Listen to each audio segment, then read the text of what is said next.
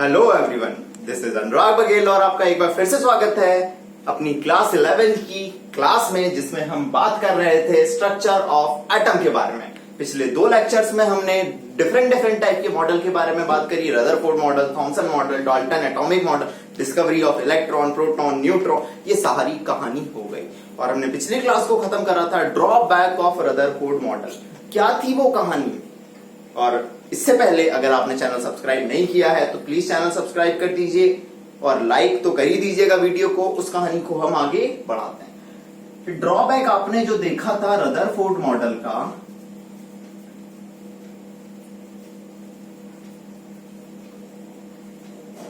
वो ये था कि उनके अकॉर्डिंग न्यूक्लियस है, उसके आसपास इलेक्ट्रॉन रिवॉल्व कर रहा है, उसके आसपास इलेक्ट्रॉन रिवॉल्व कर रहा है। ड्रॉबैक को बताने के लिए मैक्सवेल नाम के साइंटिस्ट आए, जिन्होंने इलेक्ट्रोमैग्नेटिक वेव थ्योरी दी। उनका कहना था कि as electron revolving around the nucleus with velocity v, then भाई इलेक्ट्रॉन यहां है तो वेलोसिटी इधर, चलिए इलेक्ट्रॉन यहां आया वेलोसिटी इधर, इलेक्ट्रॉन यहां आया वेलोसिटी इधर, डायरेक्शन बदल रही है तो भाई क्या वेलोसिटी चेंज हो जाएगी, because it is a vector quantity and acceleration आएगा। तो if any particle in a motion, accelerated motion, then it produces electromagnetic wave और रेडिएशन। फिर तो भाई इस पार्टिकल की एनर्जी धीरे धीरे कम होनी चाहिए। इसको ऐसे समझिए, मैं भी जस्ट खाना खा के आपकी क्लास लेने आया हूं, मैं इधर दौड़ रहा हूं, उधर दौड़ रहा हूं, धीरे धीरे इधर आया, फिर इधर आया, मैं रिवॉल्व कर रहा हूं, मेरी एनर्जी कम होती जा रही है। एक वक्त आएगा मैं क्लास नहीं ले पाऊंगा, मैं जितना तेज बोल रहा हूं उतना तेज नहीं बोल पाऊंगा। सिमिलरली ये जब इलेक्ट्रोमैग्नेटिक वेव या रेडिएशन निकालेगा तो इसकी एनर्जी कम होती जाएगी। जब एनर्जी कम होती जाएगी तो फिर अभी यहां है, धीरे धीरे स्पाइरली एनर्जी और कम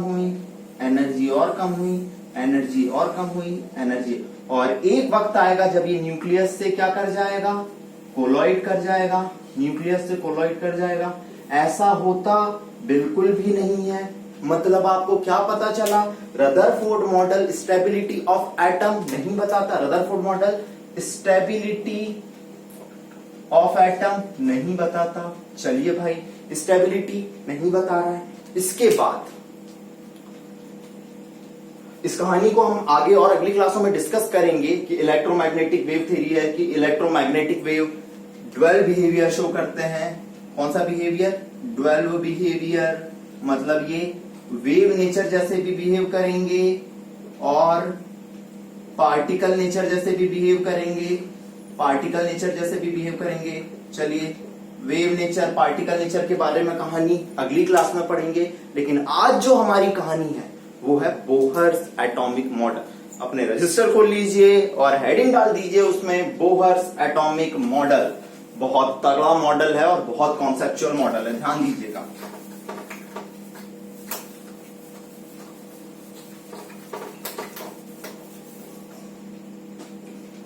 बोहर्स एटॉमिक मॉडल, चलिए किसने दिया था? Given by Niels Bohr. चलिए, अकॉर्डिंग टू बोहर सबसे पहला point, electron revolve around the nucleus. चलिए भाई, ये तो बात अपने को रदरफोर्ड साहब ने भी बताई। अगली चीज, अब ये चीज बहुत इंपॉर्टेंट है, बहुत यही माइलस्टोन है इनके थ्योरी का या मॉडल का। Electron revolves around the nucleus in fixed orbit. This is very important. fixed orbit or shell revolved around the nucleus in fixed orbit or shell and having fixed radius of orbit, और orbit की radius कैसी होगी, fix होगी, ठीक है। Electron revolves around the nucleus in fixed orbit और shell. Electron, अगला ये भी very important, electron revolves around the nucleus having fix energy. Electron की एनर्जी कैसी होगी, electron revolve around the nucleus having fix energy and fixed velocity. Electron क्या क्या होगा, फिक्स्ड ऑर्बिट होगा, फिक्स एनर्जी होगी और फिक्स वेलोसिटी होगी। इन सबके डेरिवेशन अपने को देखने हैं आगे। अगली चीज, the orbit are co-central, the orbits of the nucleus are co-central, या इसका एक और नाम दिया जाता है co-central और co-centrally।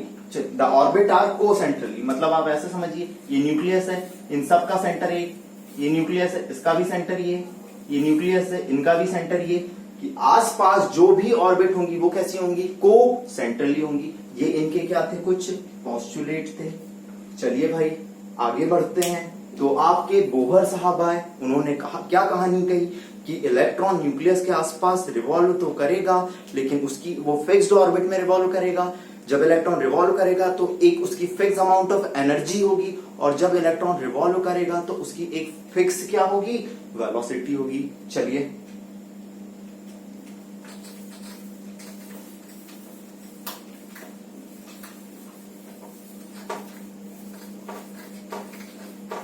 तो हमें क्या पता चला, अगर ये न्यूक्लियस है, इलेक्ट्रॉन रिवॉल्व कर रहा है, मान लीजिए वेलोसिटी v से, मान लीजिए इस ऑर्बिट की रेडियस r है, इस ऑर्बिट की रेडियस क्या है, r है। मास ऑफ इलेक्ट्रॉन कितना है, mass of electron is equal to m है। तो ध्यान दीजिए, next postulate, then if electron, इसको ऐसे लिखिए, if electron revolves with speed v, then the angular momentum क्या जनरेट हो गया, angular momentum, then the angular momentum of electron is multiple integral of h upon 2 pi। क्या समझ आया कि अगर कोई इलेक्ट्रॉन v स्पीड से रिवॉल्व कर रहा है तो उसका एंगुलर मोमेंटम L जो है वो मल्टीपल इंटीग्रल होगा h upon 2 pi. This is fix value, मतलब angular momentum mvr is equal to NH upon 2 pi, NH upon 2 pi। This is very important question जो नीट में बहुत ही बार पूछा गया है, where N is equal to number of shell, orbit, और बोहर साहब ने बताया तो इन्हें बोहर्स ऑर्बिट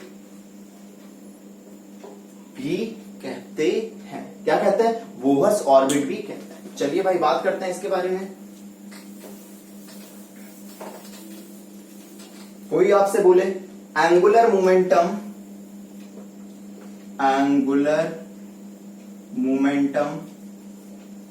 वो क्या हो गया आपका, क्वांटाइज हो गया, जो क्या है mvr nh। कोई भी चीज क्वांटाइज मतलब मल्टीपल इंटीग्रल होना पर्टिकुलर वैल्यू की, 1 2 3 4 5 6, और शेल भी अपनी कैसी पाई जाती है, 1 2 3 4 5 6 ऐसी शेल पाई जाती है। तो हमने क्या बोल दिया, मल्टीपल इंटीग्रल है और क्वांटाइज हो गया angular momentum, mvr is equal to nh upon 2 पाई।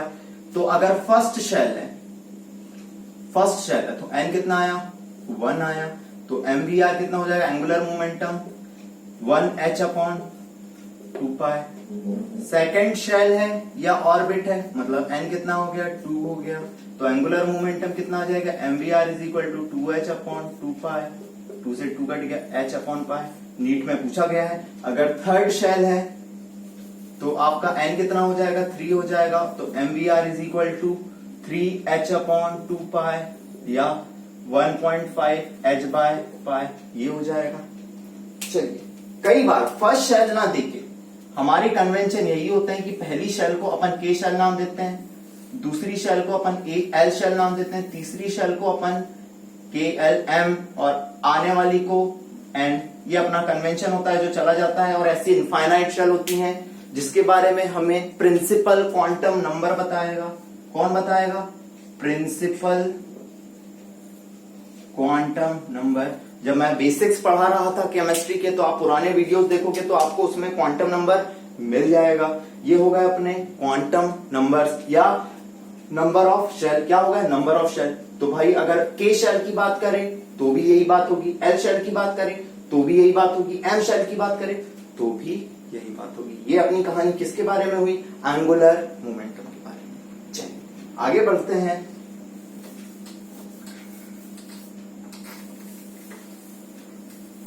मैंने जैसे आप लोगों से कहा कि इलेक्ट्रॉन एक फिक्स्ड ऑर्बिट में रिवॉल्व करेगा जिसकी क्या होगी? फिक्स्ड रेडियस होगी।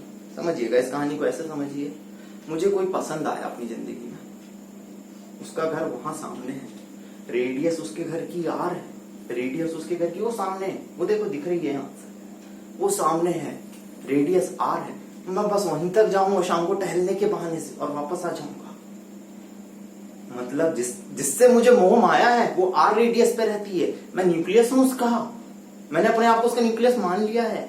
ऐसे ही ऑर्बिट में जिसमें जो इलेक्ट्रॉन रिवॉल्व करते हैं उसकी क्या होती है? एक फिक्स्ड ऑर्बिट होती है। तो हमारा जो डेरिवेशन है वो यही है,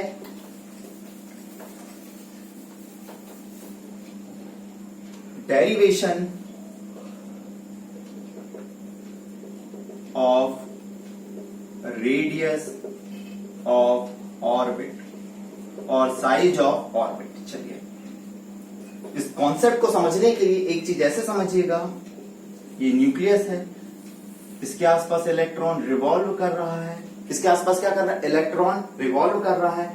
इलेक्ट्रॉन और न्यूक्लियस के बीच की डिस्टेंस है r और इलेक्ट्रॉन रिवॉल्व कर रहा है कितनी वेलोसिटी से? v वेलोसिटी से। क्या कितनी वेलोसिटी से रिवॉल्व कर रहा है? v velocity. इसको आप ऐसे समझ सकते हैं, ये आपका सन है, इसके आसपास अर्थ रिवॉल्व करती है, अर्थ रिवॉल्व करती है वेलोसिटी v से। लेकिन अर्थ कोई चार्ज पार्टिकल नहीं है तो ये इलेक्ट्रोमैग्नेटिक रेडिएशन प्रोड्यूस ही नहीं कर, डिफरेंस इतना ही है। ठीक है, चलिए जब ये v वेलोसिटी से ट्रेवल करेगा तो भाई अंदर की तरफ कोई सेंट्रीपिटल फोर्स वर्क करेगा। क्या करेगा? सेंट्रीपिटल फोर्स वर्क करेगा। तो सेंट्रीपिटल फोर्स, जैसे आपने कभी पढ़ा होगा, 9th-10th पढ़ के आए हो कि हम कोई सर्कुलर रास्ते पे मुड़ते हैं साइकिल की तरफ, तो हम ऐसी साइकिल को बेंड कर लेते हैं, मतलब अंदर की तरफ हमें कौन सा फोर्स वर्क करता है? Centripetal force. वैसे भी ये जब रिवॉल्व करेगा तो अंदर की तरफ सेंट्रीपिटल फोर्स वर्क करेगा, जिसे मैंने नाम दिया Fc, जो किसके बराबर होगा? मास m, velocity v upon distance r। This is equation 1। Centripetal force किसके बराबर आया? mv² अपॉन r के बराबर आया। चलो भाई, अब आप जब 12th क्लास में फिजिक्स में पढ़ोगे तो आपको एक कॉन्सेप्ट पता चलेगा। जब आप 12th क्लास में फिजिक्स पढ़ोगे कि कोई भी दो चार्ज पार्टिकल, समझिएगा, दो चार्ज पार्टिकल, एक Q1 और एक Q2, अगर डिस्टेंस r पे हो तो उनके बीच में एक फोर्स वर्क करता है जिसे हम कहते हैं इलेक्ट्रोस्टैटिक फोर्स। क्या कहते हैं? इलेक्ट्रोस्टैटिक फोर्स या Fe या कूलॉम्बिक फोर्स भी। E मतलब इलेक्ट्रोस्टैटिक फोर्स, और वो किसके बराबर होता है? Directly proportional to Q1 Q2 upon r²। This is Coulomb's law. This is Coulomb's law. जब आपने डायरेक्टली प्रोपोर्शनल का साइन हटाया, कौन सा लॉ बता रहा हूं मैं? Coulomb's law.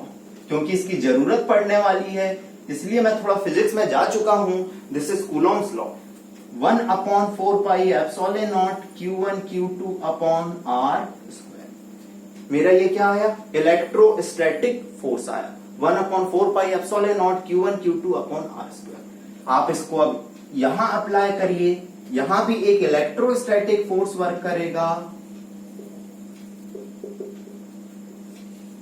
Fe। देखिए क्योंकि यहां पे चार्ज ऑफ इलेक्ट्रॉन कितना है, चार्ज ऑफ इलेक्ट्रॉन कितना है, E है, लेकिन न्यूक्लियस पे कितना चार्ज है, चार्ज ऑफ न्यूक्लियस, न्यूक्लियस में क्या है अपना प्रोटॉन है, प्रोटॉन है, और न्यूट्रॉन पे तो कोई चार्ज होता नहीं है। प्रोटॉन कितने के बराबर होता है, इलेक्ट्रॉन के बराबर ही होता है प्रोटॉन। लेकिन प्रोटॉन को कैसे निकाला जाता है, जो एटॉमिक नंबर होता है, और एटॉमिक नंबर को किससे रिप्रेजेंट करते हैं, जेड से। तो अपने दो चार्ज आए, एक E और एक ZE, अंदर कुछ और नहीं है, प्रोटॉन है। प्रोटॉन किसके बराबर होता है, एटॉमिक नंबर के बराबर, और उस पर चार्ज कितना होता है, इलेक्ट्रॉन के चार्ज के बराबर। तो इसके लिए मैंने लिखा 1/4πε0 E into ZE, E into इस पे कितना चार्ज आ गया, ZE, डिस्टेंस R स्क्वायर, तो ये R square. This is my equation second. ये मेरी क्या हुई, इक्वेशन सेकेंड हुई। आप इतना नोट करिए, मैं कहानी को आगे बढ़ा रहा हूं, पॉज करके नोट कर लेना, कहानी आगे बढ़ेगी। देखिएगा बेटा, डेरिवेशन कराना काफी इंपॉर्टेंट है। आप IIT JEE या नीट के हायर लेवल के जो क्वेश्चन आएंगे वो डेरिवेशन पे आएंगे, वरना आप एंड रिजल्ट भी याद कर सकते हैं। चलिए इतना बताया है तो एक और चीज बता दूं, 1/4πε0 की वैल्यू होती है 9 × 10⁹। ये फिजिक्स में आप लोग पढ़ोगे, अभी आपके काम की बात नहीं है। कितनी होती है, 9 × 10⁹। चलिए आगे बढ़ते हैं। अब आपको क्या पता चला कि जब इलेक्ट्रॉन रिवॉल्व कर रहा है तो इलेक्ट्रोस्टैटिक फोर्स लग रहा है, जो किसके बराबर है, सेंट्रीपिटल फोर्स। ओ सॉरी, इसे मिटाना नहीं चाहिए था, इसे मिटाना नहीं चाहिए था। चलिए ये ZE, डिस्टेंस R। अब मैंने इक्वेशन 1 और 2 को इक्वेट करा, मतलब Fe इज इक्वल टू क्या कर दिया, Fc कर दिया। Fe कितना था, 1/4πε0 E into ZE upon R square, और Fc कितना था, mv स्क्वायर अपॉन R। ठीक है, मैंने क्या करा, एक R से एक R को कैंसिल कर दिया, एक R से एक R को क्या कर दिया, कैंसिल कर दिया। और आपको क्या पता चला, जैसे कि कोई इलेक्ट्रॉन v वेलोसिटी से रिवॉल्व कर रहा है, ठीक है, मास m है, तो एंगुलर मोमेंटम कितना होता है, mvr is equal to nh/2π। nh/2π, n क्या है, नंबर ऑफ शेल है। चलिए भाई, अब मुझे क्या, मैं यहाँ पे ऊपर भी m से मल्टीप्लाई, नीचे भी m से मल्टीप्लाई कर दूं, किसी को कोई समस्या नहीं होनी चाहिए। हम डिराइव कर रहे हैं कोई इक्वेशन, उसके लिए मुझे ये करना पड़ा, ऊपर भी m से मल्टीप्लाई, नीचे भी m से मल्टीप्लाई। मेरे पास क्या क्या बचा, देखिए 1/4πε0 ZE स्क्वायर अपॉन R, मुझे रेडियस ही निकालनी है, और ऊपर क्या हो गया, m square v square upon m। चलिए अब मैं m स्क्वायर v स्क्वायर की वैल्यू रखने जा रहा हूं एंगुलर मोमेंटम से, तो समझिएगा mv कितना हुआ, nh/2πr। लेकिन मुझे वैल्यू रखनी है m स्क्वायर v स्क्वायर की, तो मैंने इसे क्या करा, स्क्वायर ऑन बोथ साइड। तो क्या हुआ, m स्क्वायर v स्क्वायर, इधर करो तो n स्क्वायर h स्क्वायर, 2 का स्क्वायर 4, पाई स्क्वायर और r का स्क्वायर। चलिए भाई, ये वैल्यू को मैं यहां पुट करने जा रहा हूं, शायद आपको कोई समस्या नहीं होगी।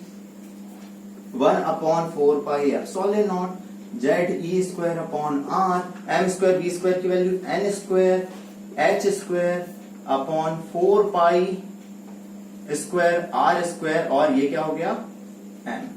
h कुछ और नहीं, h क्या है आपका, प्लैंक कांस्टेंट। क्या है, प्लैंक कांस्टेंट, जिसकी वैल्यू कितनी होती है, 6.6 × 10⁻34 जूल सेकेंड। चलिए अब देखिए क्या कट रहा है, 4 से 4 कट रहा है, एक रेडियस से एक रेडियस कट रही है, एक पाई से एक पाई कट रहा है, और कुछ कट रहा है क्या, और कुछ भी नहीं कट रहा है। मुझे निकालना क्या था, रेडियस। जो निकालना था मैं उसको एक साइड ले गया, इस रेडियस को एक साइड ले गया, बाकी बचा क्या क्या, n square h square epsilon naught, ठीक है। नीचे क्या क्या आ गया, एम जेड ई स्क्वायर और पाई। ये आया मेरा रेडियस का formula and this is very very very important, this is very very very important. Radius का फॉर्मूला कितना आया, n square upon h, n square h square epsilon naught m z e square into pi. चलो भाई, इस चीज को मैं, अगर आपको पता है कि इसमें नंबर ऑफ शेल मतलब एन कैसा है, वेरिएबल है, नंबर ऑफ शेल बदल सकती है 1 2 3 4 5 6। जेड कैसा है, वेरिएबल है, जेड मतलब एटॉमिक नंबर, जेड मतलब एटॉमिक नंबर, हर किसी का अलग अलग आ सकता है। लेकिन आपका एच प्लांक कांस्टेंट है जो कि कांस्टेंट रहेगा। एप्सिलॉन नॉट की value 1/4 epsilon 9 into 10 to the power 9 से एप्सिलॉन नॉट की वैल्यू निकाल सकते हो। एम आपको पता है मास, ठीक है, पाई की वैल्यू 22/7 आपको पता है, और ई चार्ज आपको पता है इलेक्ट्रॉन का। आप इन सब की वैल्यू पुट करोगे, put the value of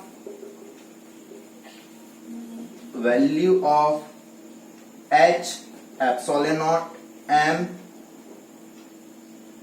E and pi, then आपको जो रेडियस का रिजल्ट मिलेगा वो आएगा 0.53 इंटू एन स्क्वायर, क्योंकि ये तो वेरिएबल था, इंटू जेड एंगस्ट्रॉम।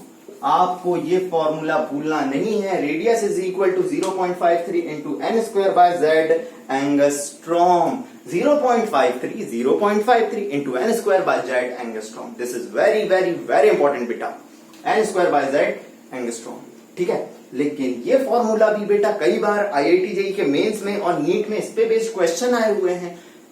तो आप बोलोगे सर क्या याद करना है, क्या याद करना है? देखो, छोटा सा तरीका बता रहा हूं, ध्यान देना, हो जाए याद तो एक टोटका है आप लोगों के लिए, उसको दिमाग में बैठाइए। जिंदगी में मजे करे हो तुम लोगों ने, मजे। एक पाई नाम का बंदा है, जिंदगी में उसने 1% मजे नहीं करे। एक पाई नाम का बंदा है जिसने जिंदगी में 1% भी मजे नहीं करे। तो एक पाई नाम का बंदा है जिंदगी में, उसने बिल्कुल मजे नहीं करे। हो सकता है आपने बहुत मजे करे हो जिंदगी में, मजे अलग अलग होते हैं। मेडिकल कॉलेज में जाओगे, मजे का सही मीनिंग पता चलेगा, फिर कमेंट सेक्शन में मुझे बताना कि मजे क्या होते हैं जिंदगी में। तो इसे ऐसे याद रखना कि पाई नाम का बंदा है, मजे नहीं करे इसलिए वो नीचे है, मजे करता तो ऊपर आ जाता। नहीं करे, न ही मतलब एप्सिलॉन नॉट, करे ही नहीं बिल्कुल भी नहीं करे। नहीं लिखते ना NHE, व्हाट्सएप में आजकल शॉर्टकट नहीं NHI होता है, थोड़ा याद करने का तरीका। मजे एम जेड ई का स्क्वायर, ये आ गया रेडियस। आप इसको ऐसे भी याद कर सकते हो, दूसरी चीज, ये तो मैंने आपको डिराइव कर दिया क्या, रेडियस का फॉर्मूला। चलिए भाई, एक नोट जो मैं लिखाने जा रहा हूं वो ये है, Bohr's atomic model is only applicable on hydrogen or uni-electron species. बहुत इंपॉर्टेंट, हर किसी पे नहीं लगेगा, only uni-electron species. Hydrogen electron 1 atomic number 1 है, हीलियम +1 एटॉमिक नंबर 2 मतलब इलेक्ट्रॉन 2 होने थे, +1 मतलब एक इलेक्ट्रॉन दे दिया, 2 - 1 कितना आ गया 1। लिथियम +2 ये 3 इलेक्ट्रॉन कितने 3 एटॉमिक नंबर के बराबर होता है, +2 दे दिए तो -2 1। बेरिलियम +3 ई इलेक्ट्रॉन कितना है इसमें, एटॉमिक नंबर 4 3 इलेक्ट्रॉन दे दिया 1। This is only applicable on uni electron species, this is only applicable on uni electron species. चलिए एक एग्जांपल के तौर पे एक क्वेश्चन बताता हूं मैं आपको। अपने को रेडियस निकालनी है, radius in first orbit of hydrogen atom. तो रेडियस क्या होती है 0.53, कुछ जगह 5 to 9 भी मिल जाएगा, भूल जाओ। 0.53 into N square by z, 0.53। N मतलब नंबर ऑफ शेल, कौन सी है फर्स्ट ऑर्बिट है तो 1 का स्क्वायर। जेड कितना है एटॉमिक नंबर 1 तो कितना आ गया 0.53, कितना आ गया 0.53। किसी ने बोल दिया